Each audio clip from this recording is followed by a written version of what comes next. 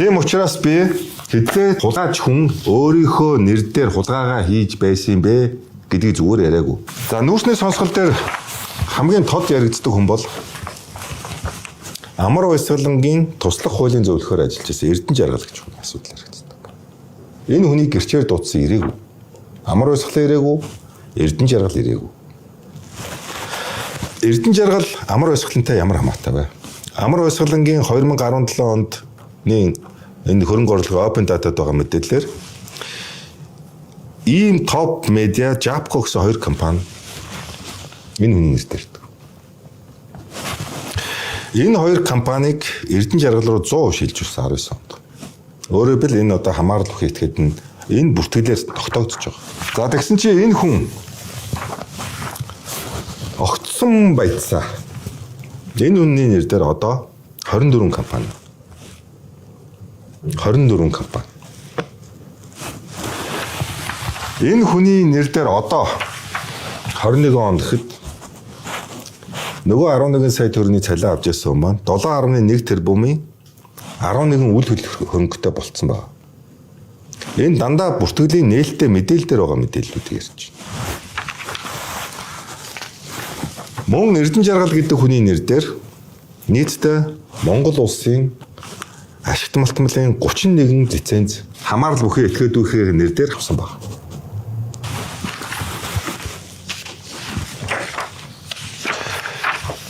Эрдэнэ Жаргал түүний эхнэр Ган Хуйг, түүний ээж Давааху гэсэн энэ гурван хүний хамаарал дээр Монгол улсын шилэн дасны мэдээлэлд байгаа зөвхөн ил нээлттэй мэдээллийг шүүж үзэхэд 2023-аас 2025 онд 79 тэрбум тендерийг Эрдэнэс Томдлогоо гэдэг компаниуд дээр тендер шалгарч авсан байна. Энэ Эрдэнэ Жаргал гэдэг хүний Эрдэнэс 5 толгой дээр орж ирсэн энэ тендерүүд энэ хүн нэг ч удаа ялагдчих үзээгүй. Орхол юм бол ялдаг. Саяны ярьж байгаа HLKM ХХК-гийн оролцсон тендерүүд. Тендер цэг гав эмээнд байгаа нээлттэй мэдээлэл. Энэ нээлттэй мэдээллийг зүгээр шүүгээд үзэхэд л энэ хамаарал бүхий компаниуд нь 79 тэрбумын тендер авсан байна. Эрдэнэс 5 толгоогоос Эрдэнэт компаниудаас. За энэ Амар Баясгалан бол энэ Чулуун цагт Хасаатар нартай ямар ч хамааралгүй гэж ярьдаг. Хамааралгүй. За тэгвэл одоо би та бүхэнд нэг баримтыг үзүүлье. Монгол Ардын намын нарийн бичгийн дарга Чулуун цагт энэ хоёр 10 жилийн нэг анги Амар Баясгалан хоёр. Бүх манай намынхан бүгдээрээ энэ хоёрыг мэднэ. Ямар хамааралтай. Улсын их хурлын гишүүн бас Арднаас эдгүй юу нутгийнх нь Говьлтай аймгийн нутгийн сонгож ирсэн гишүүн хэлж ирсэн Амар Баясгалангууд Чулуун загдгүй Амар Баясгалан гэж байхгүй. Энийг бүгд намаараа мэднэ. Чулуун загдын төрсөн их цэвэл маань Admiral компани санхүүгийн дарга 2 дугаар гарагч зурдаг. Төрсөн ах лам жавн дэд захирал. Гүйт захирал нь Талигач Хасбаатар. Цэвэлмагийнх нь хүү Амар Жаргал гэж байдаг. Амар Жаргал. Энэ Амар Жаргал 50% хөрөнгө оруулсан нэг талаасаа Digital PR гэдэг компани байгуулсан. Нөгөө талд нь Амар Баясгалангийн төрсөн ах Амгаланбаатар гэж хүн байдаг. Энэ Амгаланбаатар гэж хүний төрсөн хүү Эрхэнбаяр гэж байдаг. Энэ нөгөө талд нь мөн 50% хөрөнгө оруулж ийм компани байгуулсан. Энэ компани Surface Mining Mongolia гэдэг компани толгой компани. Эндний 20%-ийг Хасбаатар эзэмшдэг байсан. Өөрөөр хэлбэл Хасбаатар Амар Жаргалаар дамжуулж Чулуун цагт, Эрхэнбаяраар дамжуулж Амар Баясгаланаар дундын бизнестэй нэгдмэл аж сонирхолтой гэдэг нь энэ баримтаар нотологддог. Энэ баримтынх нь улсын бүртгэлийн мэдээллийн санд одоо та бүхэн зүгээр вебсайт руу ороод харна. Open Data-аар нээлттэй байгаа мэдээллийг би ярьж байна. Энэ мөн Open Data-аар нээлттэй байгаа мэдээллийг сая зургаар үзүүллээ. Тийм учраас би хэдвээ хулгайч хүн өөрийнхөө нэр дээр хулгайгаа хийж байсан бэ гэдгийг зүгээр яриаггүй. Дандаа ийм ашиг сонирхлын төрөл садныхаа хамаарал бүхий этгээдүүхийн нэр дээр хамтарсан компаниуд байгуулах замаар саяны хууль бус үйлдэлүүдийг хийсэн гэдгийг энэ баримтаар нотолж би та бүхэн танилцуулж байгаа. Та бүхэн одоо нүүрсний сонсголын хаалтыг үзээрэй.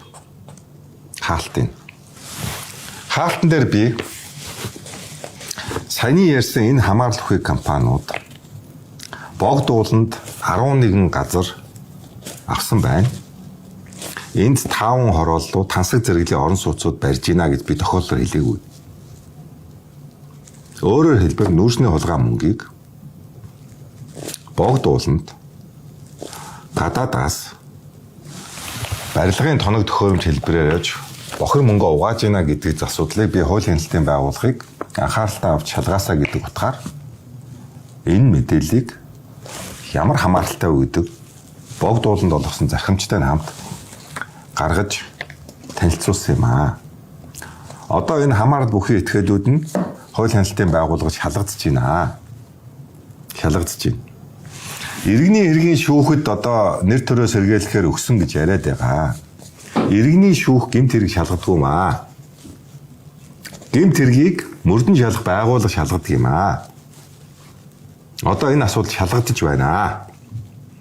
Тийм учраас энэ харилцаа хамааралтай холбоотой асуудал дээр үнэн мөнөө өөрөө Улсын их хурлын халдшгүй эрхийн цаана Улсын их хурлын дарга хэмээх энэ өндөр сэнтигийн цаана нуугаад байх шаардлагагүй болсоо. 2 жил нуулаа одоо хангалттай болно. Би бол одоо үнэн ялахад их ойрхон ирсэн байна гэж бодож байгаа. Энэ асуудлууд үйл баримтууд нотлох баримттайгаар нүүрсний сонсголын үеэр ил болсон. Тэр сонсголоос зүгтсэн итгэж. Одоо хуулийн хяналтын байгууллагаас мөн дарга сэнтигийн ард орж бас зүгтах орлого хийж байгаа. Тийм учраас би амь тавьж гин гэж яриад байгаа. 2 жилийн турш одоо жишээлбэл энэ нотлох баримтуудыг би хуулийн байгууллагад өгчөөд би мөрдөн шалгах байгууллагын нөгөө дотоод ажилд оролцож болохгүй. Хуулиар хориотой байхгүй. Тийм учраас бас хуулийн байгууллагууд ажиллаа хийж байгаа бах хийгээсэй гэж маш олон удаа шахаж шаардж ирсэн. Одоо би үр дүн гарахад их ойрхон ирсэн байгаа мэн гэж ойлгож байгаа. Их ойрхон ирсэн байна гэж ойлгож байгаа. Яагаад тэгэхээр бид өнгөрсөн онд нэг хууль баталсан. Авилгын гэмт хэргийн шүүх хуралдааныг нээлттэй хийхэд баталсан. Яагаад тэгэхээр нүүрсний сонсголыг ган хуйг аюур сайхан нарын шүүх хурлыг шүүх хаалттай хийсэн байхгүй. Тийм учраас ард иргэд энэ хүмүүс яг ямар үйлдэлээр ямар гэм буруутай гэдгээр одоо шүүхтэр ял сонссон бэ гэдгийг ард иргэд мэдэж чадаагүй. Би ч гэсэн мэдэж чадаагүй. Надад бол тэгтээ тодорхой ойлголт бол мэдээж байгаа. Нүүрсний сонсголт хийсэн хүн учраас. За нэг ийм багцаагаар ялсан баг гэдэг багцаа. Тийм учраас энэ хурал босны дараа би өөрөө санаачлаад авилгын гэмт хэргүүдийн шүүх хурлыг хаалттай ихгүй нээлттэй хийнэ гэдэг би хуулийг өнгөрсөн онд сонгуулийн өмнө баталсан. Нэг зүйл би харин итгэлтэй байгаа. Амар уйсгалан байна шүү дээ. 2 жилийн туршид энэ асуудал нүүрсний сонсголоор яригдаад энэ бүх баримтууд гараад байхад намайг нэг ч удаа шүүхэд өгөөгүй. Нэг ч удаа цагдаад өгөөгүй. Бүтгэлээ гэдгээр. Энэ бол факт шүү.